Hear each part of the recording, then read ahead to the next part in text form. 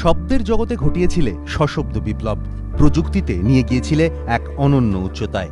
তাঁর হাত ধরেই রেডিও এবং অডিও সিস্টেম পেয়েছিল এক নতুন মাত্রা। তিনি অমর বসু, বোস কর্পোরেশনের প্রতিষ্ঠাতা।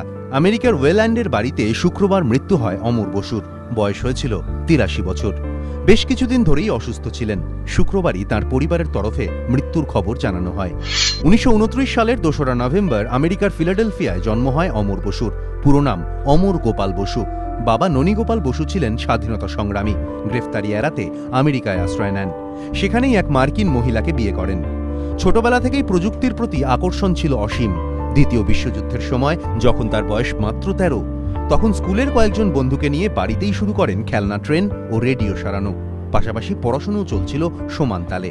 ১৯৫০ সালে ম্যাসাচুসেটস ইনস্টিটিউট অফ টেকনোলজি থেকে ইলেকট্রিক্যাল ইঞ্জিনিয়ারিংয়ে স্নাতক হন।